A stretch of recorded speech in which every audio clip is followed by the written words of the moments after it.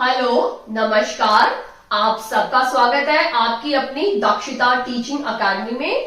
तो आज का जो वीडियो है ये कंटिन्यूशन यानी कंटिन्यू वीडियो है मेरे प्रीवियस पार्ट से, उसके साथ कंटिन्यू है। मतलब मैंने प्रीवियस वीडियो में आपके साथ शेयर किया था 1 to 5 क्वेश्चंस HTET 2020 का मैथमेटिक्स सेक्शन का, और ये उसका कंटिन्यूशन पार्ट है। तो इसके आगे वाले क्वेश्चन मैं इस वीडियो में शेयर करने वाली हूँ। तो आइए वीडियो स्टार्ट करते हैं। Question number 1, in a 2-digit number the unit place is twice the tens place। अगर आपको अगर 2-digit नंबर, अगर हम एग्जांपल लेते हैं 21 है, तो ये 2-digit नंबर है 1 और 2। तो ये जो 1 है ना, इसकी प्लेस को हम बोलते हैं यूनिट प्लेस, या हम इसको बोलते हैं वंस प्लेस। और ये जो 2 है इसको हम टेंस प्लेस बोलते हैं। अगर एक और नंबर होता 3 तो वो 100 बन जाता। क्लियर? तो इसका भी है, इंटरनेशनल सिस्टम भी होता है और इंडियन सिस्टम भी होता है। क्लियर? अब क्वेश्चन ने ये बोला है कि एक 2-डिजिट नंबर है, हमें नहीं पता वो नंबर क्या है। क्लियर? तो बोला है एक 2-डिजिट नंबर है, तो एक x है और एक y है। क्लियर? ये यूनिट वंस प्लेस पे या टेंस प्लेस पे है। क्लियर? अब बोला एक 2-डिजिट नंबर है। अगर 2-डिजिट नंबर को 21 को हम कैसे लिख सकते हैं? 20 प्लस 1 लिखते हैं ना। 20 को कैसे लिखेंगे? 2 इंटू 10 प्लस 1। वैसे ही हमारे पास ये नंबर है, हमें नहीं पता नंबर है क्या, तो x प्लस 2 हमें नहीं पता, तो 2 क्या हो जाएगा हमारा? 10y। तो ये हमारा नंबर है। क्लियर? इस मेथड से मैंने आपको इसलिए लिया एग्जांपल, ताकि आपको समझ में आ जाए कि इसको हम कैसे लिखते हैं। अब कोई भी 2-डिजिट नंबर को इसी फॉर्म में लिखते हैं। जैसे 42 ले लिया, तो 4 इंटू 10 प्लस 2, देखो वही मेथड है लिखने का। क्लियर? तो ये हमारा बेसिक मेथड होता है, हम मैथ्स में लिखते हैं इसको। ठीक है? अब क्वेश्चन में ये बोला है कि इन अ 2-डिजिट number unit place is twice the tens place. हमारी जो यूनिट प्लेस है वो ट्वाइस द टेंस प्लेस के। क्लियर? एक ये हमें दी हुई है, तो हम इसको इक्वेशन नंबर 1 लिख लेते हैं।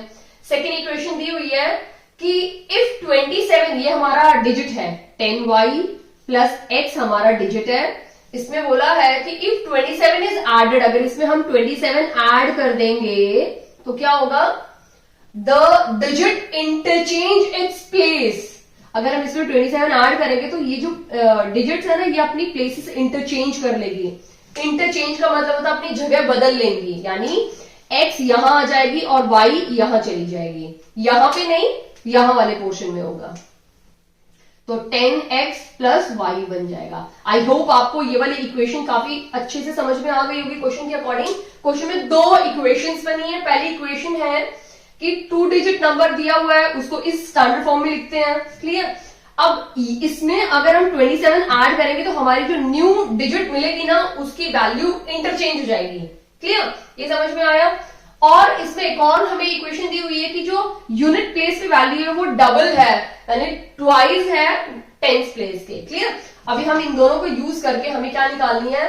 डिजिट निकालनी, कि वो डिजिट है क्या। क्लियर? तो सबसे पहले देखिए, यहाँ पे 10y है, यहाँ पे y है, तो इस y को हम यहाँ पे लेके आएंगे तो क्या हो जाएगा? 9y। क्लियर? प्लस 27 ये 10x है, ये वहां जाएगा तो ये 9x हो जाएगा। ये हमारा इतना हो गया। अभी हम क्या करेंगे? x की जगह पे 2y डाल देंगे। ठीक है? तो ये 9y रहेगा, ये 27 रहेगा, इक्वल्स टू 9x की जगह पे मैंने लिख दिया 2y, तो 9 2 18y हो जाएगा। क्लियर?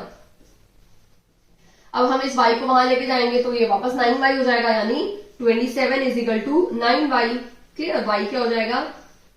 27 divide by 9, 9 3 27। अगर हमारा y 3 आया है तो इसमें वैल्यू पुट करेंगे तो x क्या हो जाएगा? 2 इंटू 3 यानी 6 आ जाएगा। अगर हम देखेंगे तो y हमारा क्या है? 3 है, और x हमारा क्या है? 6 है। क्लियर? तो ये कौन सी डिजिट हो जाएगी? 36, क्योंकि सबसे पहले हम x की वैल्यू लिखेंगे फिर y की वैल्यू लिखेंगे। तो x 6 है और y ये है, तो हमारा जो रिक्वायर्ड नंबर है वो हमारा क्या है? 36, यानी ऑप्शन नंबर सी इसका राइट आंसर है। आई होप आपको अच्छी समझ में आ गया। मुझे थोड़ा खींच के या स्ट्रेच करके समझाना पड़ता है ताकि आपको अच्छे से समझ में आए। ओके? अभी हम नेक्स्ट क्वेश्चन देखते हैं, क्वेश्चन नंबर 2। क्वेश्चन नंबर 2 अभी देख लेते हैं। क्वेश्चन नंबर 2 क्या है? Least common multiple of least common multiple का फुल फॉर्म है, हमें एलसीएम निकालना है, ठीक है। 3/5, 4/7 एंड 9/3। क्लियर? इन सभी नंबर्स का हमें क्या निकालना है? लीस्ट कॉमन मल्टीपल, यानी हमें एलसीएम निकालना है। क्लियर? क्या निकालना है? एलसीएम। फिर हमें निकालना है इन सभी फ्रैक्शंस का एलसीएम, ठीक है। देखो, हमने नेचुरल नंबर और होल नंबर के जब एलसीएम आते हैं ना, तो वो बहुत इजी होते हैं। क्लियर? आपको ज्यादा सोचने की जरूरत नहीं है। बट अगर आपको फ्रैक्शन यानी अगर भिन्न के फॉर्म में पूछे हैं, तो आपको एक चीज याद रखनी है कि जो 2/3 है या 3/5, 4/7 और 9/3 है, अगर आपको इन सब का एलसीएम निकालना है तो आपको एक चीज करनी है उस टाइम पे, और फ्रैक्शन हो तो आपको ऊपर वाले जितने नंबर है ना, यानी जितने भी न्यूमरेटर्स हैं, उन सबका आप एलसीएम निकालो, और जितने भी डिनोमिनेटर्स है ना, उन सबका आपको एचसीएफ निकालना है। Are you clear? बट अगर क्वेश्चन में पूछा है इंस्टेड ऑफ एलसीएम अगर एचसीएफ पूछा होता, उस केस में आपको न्यूमरेटर का क्या निकालना है? एचसीएफ, ठीक है, और डिनोमिनेटर का आपको निकालना है एलसीएम। Are you clear?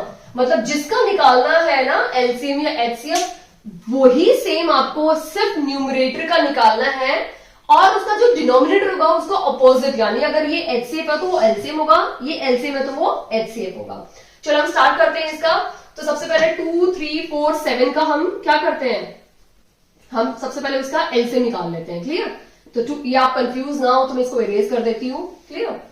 2, 3, 4 और 9 का हम सबसे पहले एलसीएम निकालते हैं। Start with 2, 3, 2, 9।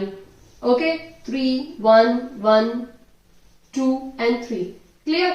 3 2s are 6 and 3 2s are 6, 6 6 are 36, यानी हमें एलसीएम क्या मिल गया इन सभी नंबर का? 36। अभी हमें इन सब का एचसीएफ निकालना है। अगर आप देखोगे तो 3 एक अभाज्य संख्या है, या हम बोल सकते हैं प्राइम नंबर है। 5 भी प्राइम नंबर है, 7 भी प्राइम नंबर और 3 भी प्राइम नंबर है।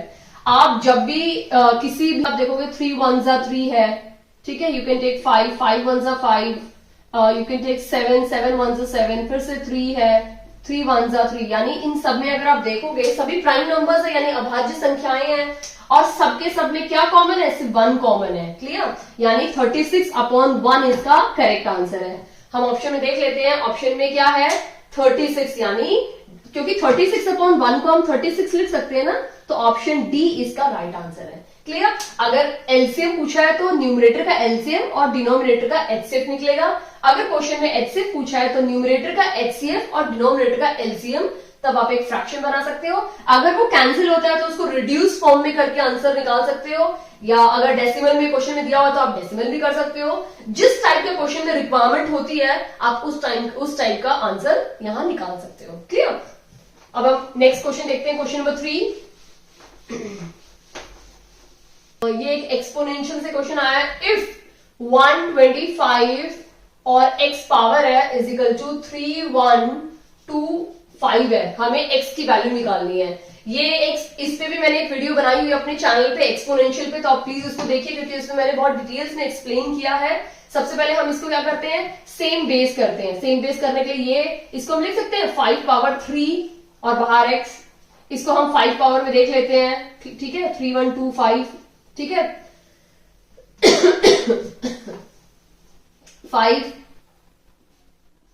6 are 30, 5 2s are 10 और 5 5s are 25। फिर से 5 हो जाएगा, 5 1s are 5, 5 2s are 10 and 5 5s are 25। Clear? 5 2s are 10 and 5 5s are 25, 5 5s are 25 and 5 1s are 5, यानी कितनी बार 5 है? 1 2 3 4 5, 5 टाइम्स 5 है। तो हम क्या करेंगे, इसको कैसे लिखते हैं? 5 और पावर 5। अब रूल के अकॉर्डिंग क्या हो जाएगा? ये दोनों सबसे पहले तो मल्टीप्लाई हो जाएंगे, तो 5 3x और यहाँ पे आ जाएगा 5 और पावर 5। तो मैं ये ब्रैकेट हटा देती हूँ। क्लियर? अभी अगर आप देखोगे तो दोनों साइड में बेस सेम है। जब दोनों साइड में बेस सेम होंगे ना, तो हम पावर्स को क्या करेंगे? इक्वेट करेंगे। क्लियर? और पावर को इक्वेट करेंगे तो क्या हो जाएगा? 3x इक्वल्स टू 5, तो x क्या हो जाएगा हमारा? 5/3। ये हमारा x की वैल्यू है। क्लियर?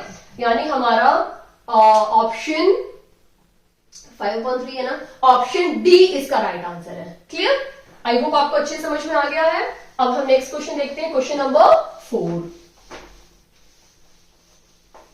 इन बिटवीन अगर आपको कोई भी डाउट होता है तो प्लीज आप मुझे कमेंट सेक्शन में कमेंट करके बताइए, आपके डाउट मैं कोशिश करूंगी पूरे क्लियर करने की।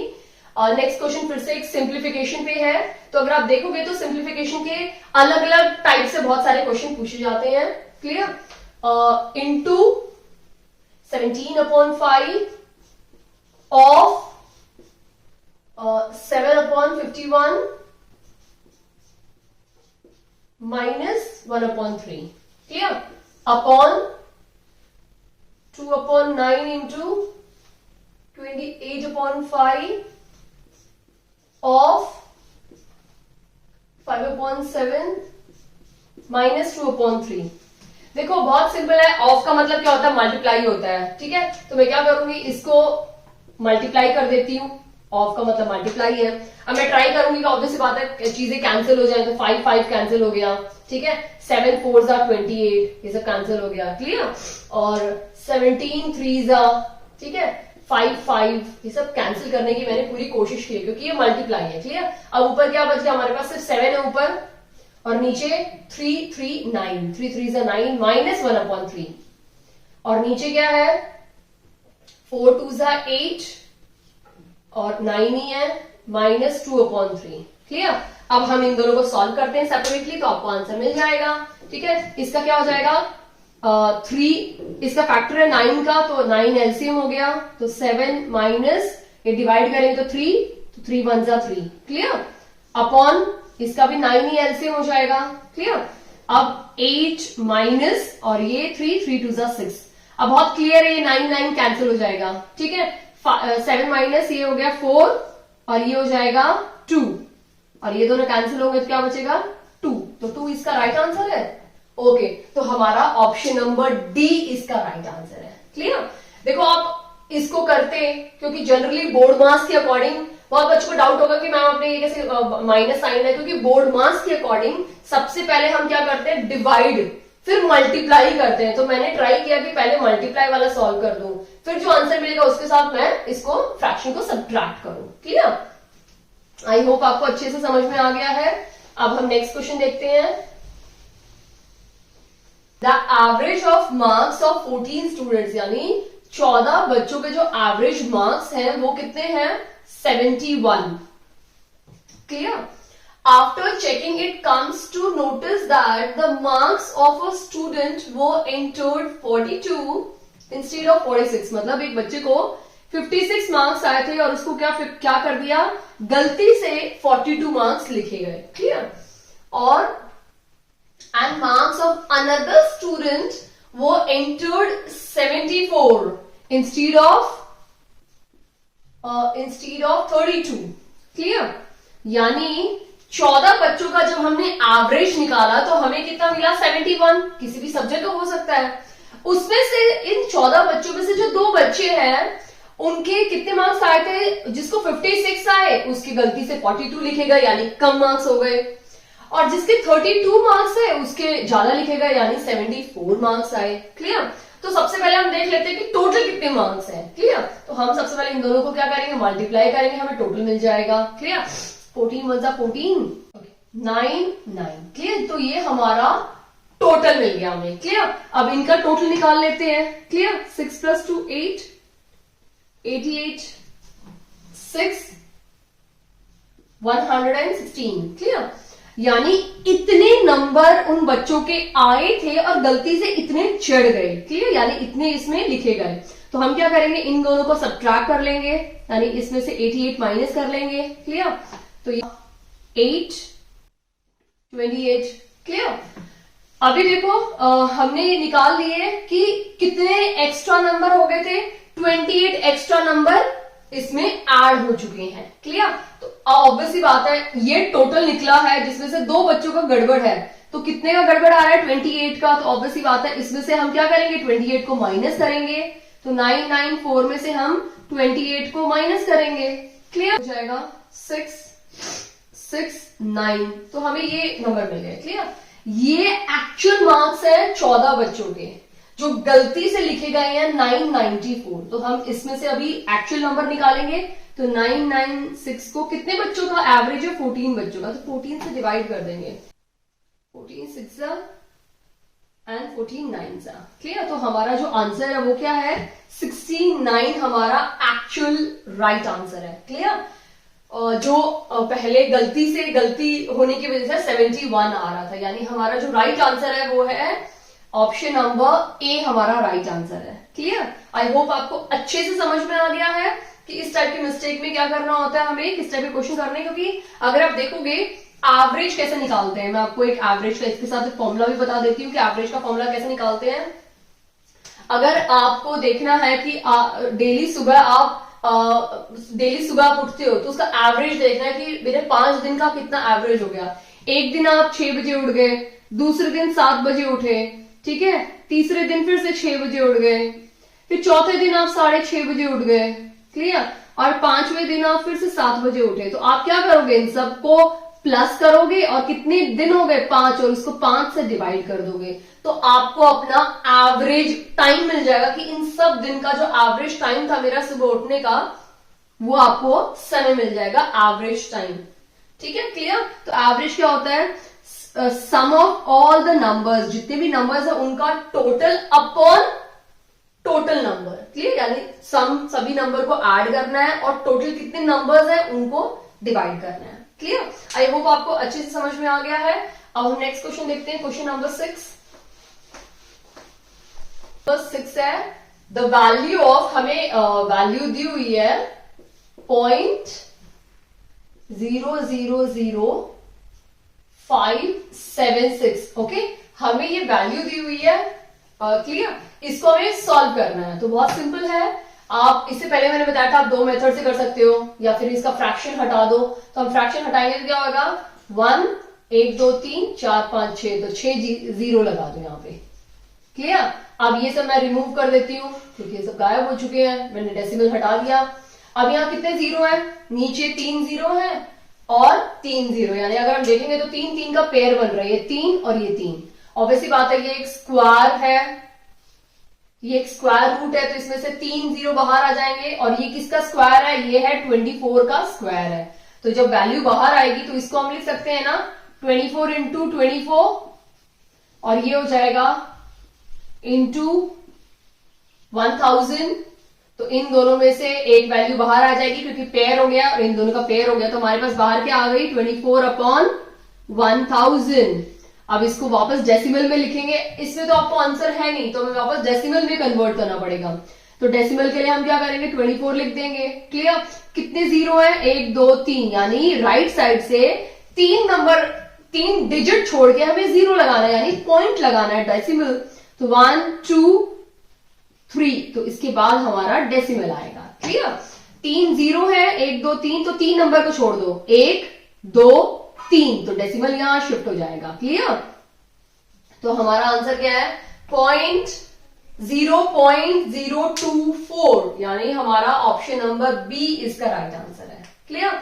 अभी हम नेक्स्ट क्वेश्चन देखते हैं, क्वेश्चन नंबर 7। क्वेश्चन नंबर 7 क्या है? नेचर ऑफ मैथमेटिक्स इज, अगर आप देखोगे हमारे जो मैथ्स का जो नेचर होता है, यहाँ पे हमें ऑप्शन में बहुत सारी चीजें दी हुई हैं, अगर आप देखोगे वो एब्स्ट्रैक्ट होता है। क्लियर? हमारा जो मैथमेटिक्स का नेचर होता है इट्स कंप्लीटली एब्स्ट्रैक्ट। हम सॉल्व करते हैं, प्रूव करते हैं ना। क्लियर? यानी ऑप्शन नंबर ए इसका राइट आंसर है, एब्स्ट्रैक्ट। क्लियर? अभी हम क्वेश्चन नंबर 8 देखते हैं। क्वेश्चन नंबर 8 क्या हमारा? A fruit vendor sell 2 boxes of mango at a rate of 750 each. तो ये हमारा क्वेश्चन आया है प्रॉफिट एंड लॉस से, तो हम इस क्वेश्चन को ध्यान देते हैं। क्वेश्चन नंबर 8 को, एक फ्रूट वेंडर है जिसने 2 बॉक्सेस को सेल किया। तो इस चैप्टर को स्टार्ट करने से पहले मैं कुछ टर्म्स आपको इंट्रोड्यूस करना चाहती हूँ। सबसे पहले आता है सीपी, जिसे हम कॉस्ट प्राइस बोलते हैं। कॉस्ट प्राइस का मतलब होता है कि अगर मैंने ये मार्कर 20 रुपए में खरीदा, ठीक है, या ये मार्कर मैंने मार्केट से जाके 30 रुपए में खरीदा, तो 30 रुपए क्या है? मैंने खरीदा है ना, मैंने खरीदा है। क्लियर? तो ये हमारा क्या हो जाएगा, मार्कर का कॉस्ट प्राइस, यानी मैंने 30 रुपीज का मार्कर खरीदा है। फिर मेरे दोस्त ने बोला कि यार मुझे बहुत ज्यादा जरूरत है, तो मुझे दे दे मार्कर। क्लियर? तो वो होता है हमारा एसपी, यानी सेलिंग प्राइस, यानी बेचना, कितने प्राइस पे मैं इसे बेचता हूं। तो मैंने सोचा कि यार दोस्त ही तो मांग रहा है, क्यों ज्यादा पैसे लाए। मैंने इसको 2-3 दिन यूज भी किया, तो मैंने उसको 20 रुपए में बेच दिया अपने उसी मार्कर को। मैंने कहा ले 20 रुपए दे दे और तू रख ले, तेरा ही हो जाएगा। तो मुझे क्या हुआ, मुझे इसमें लॉस हो गया। लॉस, जब आपका सीपी ज्यादा होगा एसपी से, तो आपको हमेशा क्या होगा, लॉस होगा, लॉस। तो लॉस का फॉर्मूला क्या है, SP minus CP minus SP, ये हमारा लॉस का फॉर्मूला है। क्योंकि कॉस्ट प्राइस ज्यादा है तो कॉस्ट प्राइस माइनस एसपी हमारा लॉस हो जाएगा। बट अगर वो मार्कर मैंने सोचा कि चल यार दोस्त है तो क्या हो गया, मुझे भी तो थोड़ा बहुत प्रॉफिट कमाना है, तो मैंने उसको बोला कि ठीक है तो ऐसा कर 40 रुपए में ले ले, क्योंकि अभी तुझे बहुत ज्यादा जरूरत है और तुझे अपना असाइनमेंट पूरा करना है। क्लियर? तो आपने उसको 40 में बेच दिया। यानी इस सिचुएशन में अभी मेरे पास क्या है, अगर आप देखोगे तो एसपी मेरा ज्यादा है सीपी से। ठीक है, यानी मैंने 30 का खरीदा और 40 का बेच दिया, तो मुझे क्या हुआ, प्रॉफिट हुआ। तो प्रॉफिट का क्या फॉर्मूला है, यानी मुझे ये क्या हुआ, घाटा हुआ, ये क्या हुआ, लाभ हुआ यहाँ पे मुझे। ठीक है, लाभ, यहाँ पे क्या हुआ, घाटा हुआ मुझे। क्लियर? तो इसका क्या हो जाएगा, एसपी, जब आपका सेलिंग प्राइस ज्यादा होगा कॉस्ट प्राइस से, तो हमारा क्या होगा, प्रॉफिट होगा। आई होप आपको ये टर्म्स अच्छी समझ में आ गई हैं। अब हम क्वेश्चन को ध्यान देते हैं। क्लियर? अब हम क्वेश्चन को देखते हैं। Question, fruit vendor sell 2 boxes of mangoes at a rate of 750 each. Clear? तो हम 2 केसेस ले लेते हैं, इसको 2 केसेस बनेंगे। ठीक है, उसने सेल किया, बेचा। ठीक है, एक फ्रूट वेंडर ने 2 मैंगो के बॉक्सेस को बेचा। एक में उसको क्या हुआ, कितने रुपए का बेचा, 750 का बेचा, यानी 750 दोनों, ईच बोला है तो दोनों का जो प्राइस है दोनों बॉक्सेस का 750 रुपीज है। Clear? He earns 25% profit on 1 box and suffer a loss of 25% on another box, यानी उसको एक बॉक्स में क्या हुआ, 25% का प्रॉफिट हुआ। तो ये तो बहुत अच्छी बात है, उसको प्रॉफिट हो रहा है। बट दूसरे ही बॉक्स में उसको क्या हो गया, नुकसान हो गया, यानी लॉस हो गया। कितना लॉस, परसेंट कितना है, वो भी 25% है, यानी लॉस कितना हुआ, 25%। Clear? In this business what is his loss of profit percent, इसका मतलब क्या है, हमें इंडिविजुअल निकालना है और फिर फाइनल देखना है कि ओवरऑल उसको प्रॉफिट हुआ या लॉस हुआ इसमें। क्लियर? तो सबसे पहले हम इसको सॉल्व कर लेते हैं, फर्स्ट केस को। ये फर्स्ट केस है हमारा और ये हमारा सेकंड केस है। ठीक है, एसपी का क्या फॉर्मूला है, selling price is equal to cost price into 100 plus profit percent. Clear? Upon 100, ये हमारा है एसपी का फॉर्मूला। इससे हम क्या निकालेंगे, क्योंकि एसपी का ऑलरेडी हमें पता है, हम सीपी का निकाल लेते हैं। कॉस्ट प्राइस क्या हो जाएगा हमारा, SP into 100 profit percent plus 100। Clear? अब एसपी क्या है हमारा, 750 इंटू 100, तो ये इंटू 100 हो जाएगा, तो ये 00 में यहां लिख देती हूं। प्रॉफिट कितना है, 25% प्लस 100, तो ये क्या हो जाएगा, 125%। क्लियर? इतना समझ में आया? इसको आप कैंसिल भी कर सकते हो, 25 5 जा 25 और 25 3 जा एंड 30, फिर 5 1 जा 5 5 6 जा 30, यानी 600 रुपए, यानी इसका जो कॉस्ट प्राइस था वो कितना था, 600 रुपए। क्लियर? अब हम इसी केस का निकाल लेते हैं, सेम फॉर्मूला यूज करेंगे। तो एसपी क्या है हमारा, 750, वो इंटू 100 करेंगे तो 00 आ जाएगा। क्लियर? अब लॉस हुआ है तो 100 माइनस, लॉस में या माइनस आ जाएगा, 100 माइनस 75 तो क्या हो जाएगा, 75 कैंसिल हो जाएगा, तो क्या बचा 1000। यानी इस केस में जो कॉस्ट प्राइस था वो क्या था, 1000, और 1000 था तो उसने कितने का बेच दिया, 750 का, तो उसको लॉस हो गया, 25% था। क्लियर? यहां पे उसका कॉस्ट प्राइस था 600 रुपए, जिसको उसने बेचा 750 में, यानी उसने 25% का उसे प्रॉफिट हो गया। क्लियर? इतना क्लियर है? बट हमें क्वेश्चन ने पूछा कि ओवरऑल उसको कितना हुआ, प्रॉफिट हुआ या लॉस हुआ। तो ओवरऑल को हम कैसे निकालेंगे, सबसे पहले टोटल कॉस्ट प्राइस निकाल लेते हैं, 1000 प्लस 600, 1000 प्लस 600 कितना हो जाएगा 1600 हमारा टोटल कॉस्ट प्राइस है स्वीट्स का। ठीक है, अब हम सेलिंग प्राइस निकाल लेते हैं। टोटल 750 प्लस 750 कितना हो जाएगा 1500। यानी अगर आप देखोगे तो यहां पे कॉस्ट प्राइस ज्यादा है। मैंने क्या बोला था, जब आपका कॉस्ट प्राइस ज्यादा हो एसपी से तो आपको क्या हो रहा है प्रॉफिट, क्योंकि देखो इतने में उसने टोटल बेचा और उसको रिटर्न में इतने ही रुपए आए, तो 100 रुपए का उसको क्या हो गया लॉस हो गया। तो लॉस निकाल लेंगे हम लोग 1600 माइनस 1500 यानी सीपी माइनस एसपी, तो हमारा क्या आ गया 100। कितने का उसका लॉस हुआ 100 रुपीज का उसको लॉस हो गया। अभी हमें क्या निकालना है लॉस परसेंट निकालना है। तो लॉस परसेंट का क्या फॉर्मूला है लॉस अपॉन सीपी इंटू 100। हमारा लॉस क्या है 100, तो मैं यहां पे इरेज करके 100 लिख देती हूं। सीपी क्या है हमारा 1600, तो ये भी कैंसिल करके मैं 1600 लिख देती हूं इंटू 100। ये 2 0 कट गए, ठीक है 6.25%, यानी 6.25% का उसको क्या हो गया लॉस हो गया। क्लियर, तो हमें इस क्वेश्चन में ओवरऑल लॉस निकालना था, तो हमारा जो ओवरऑल लॉस है वो है 6.25%, यानी हमारा ये ऑप्शन डी हमारा राइट आंसर है। क्लियर, अब हम नेक्स्ट क्वेश्चन देख लेते हैं, question number 9।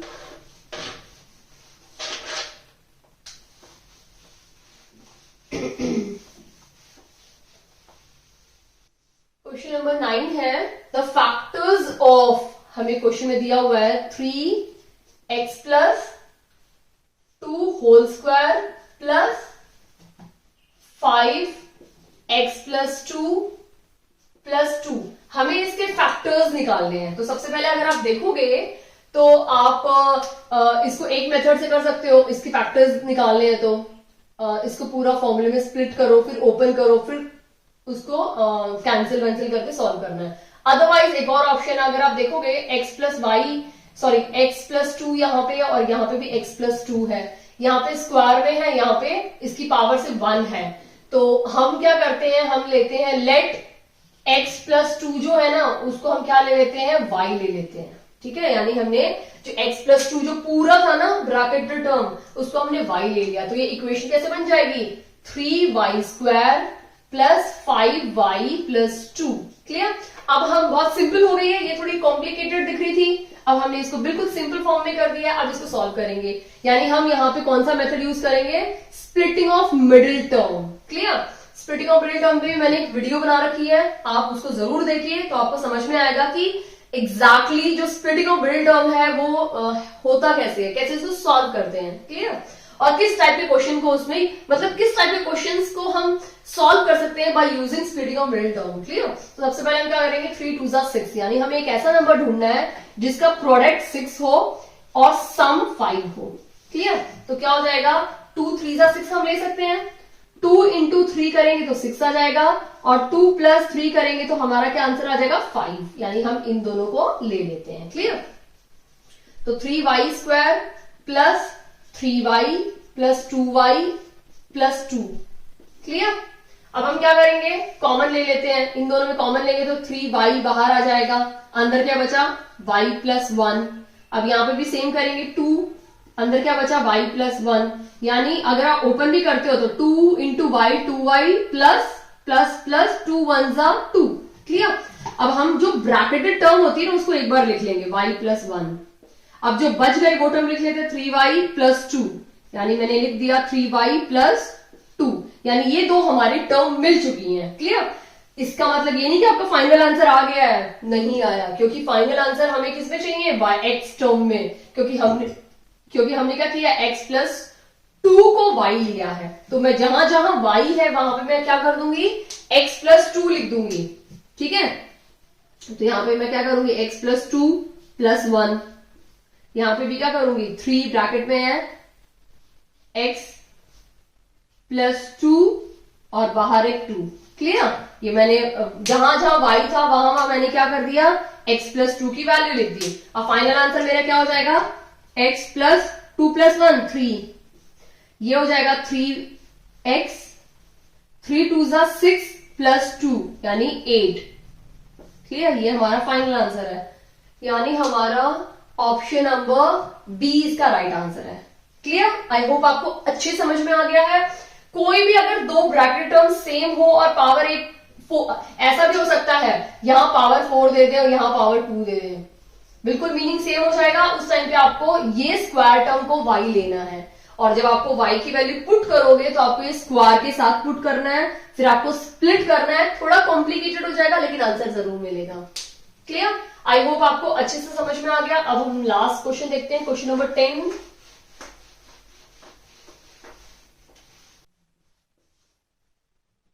The present age of Ram and Shyam is 34 years and 14 years respectively.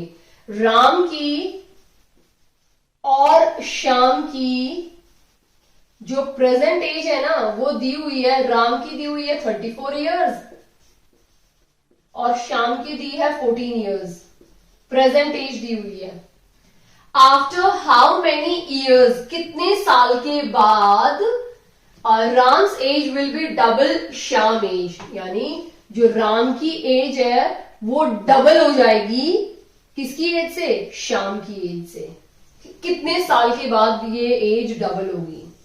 Clear, अभी देखो हमें ये नहीं पता कि कितने साल के बाद, तो वो जो साल है ना उसको हम एक्स ले लेते हैं, ठीक है, यानी एक्स इयर्स के बाद इनकी एज ये हो जाए। अभी ये एज है, एक्स साल के बाद देखो ऐसे हो सकता है इसको कि अभी इन दोनों की जो प्रेजेंट एज है वो ये है, ठीक है, ये प्रेजेंट एज है ये दोनों की। एक्स साल के बाद उन दोनों की ये फ्रैक्शन बन जाना चाहिए उनकी एज का। क्लियर, तो इसको कैसे करेंगे हमें नहीं पता, उस ईयर को मतलब जो भी ईयर हम ऐड करेंगे यानी कितने साल के बाद उसको हम एक्स ले लेते हैं। यानी राम की जो एज है अभी 34 है और एक्स साल के बाद उसकी एज ये हो जाएगी। श्याम की एज हम ले लेते हैं 14 प्लस एक्स, ठीक है, ये हमने ले ली। अब हमें इन दोनों को इस इक्वेशन में डालना है। क्लियर, क्योंकि बोला है कि राम की एज डबल हो जाएगी श्याम की एज से इतने साल के बाद, तो twice 14 plus x.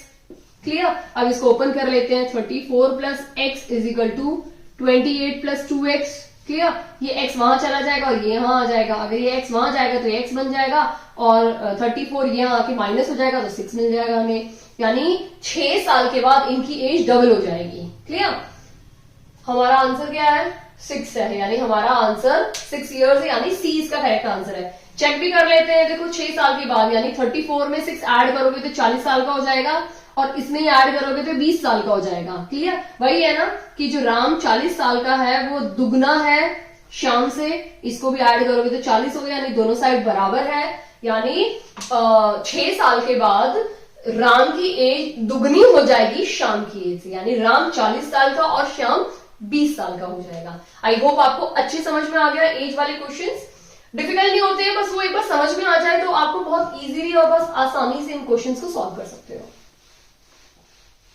I hope आपको ये वीडियो अच्छे से समझ में आई होगी। अगर आपको कोई भी डाउट है तो प्लीज मुझे कमेंट सेक्शन में आप कमेंट करके बता सकते हैं, और वीडियो को इतनी पेशेंसली देखने के लिए थैंक यू सो मच।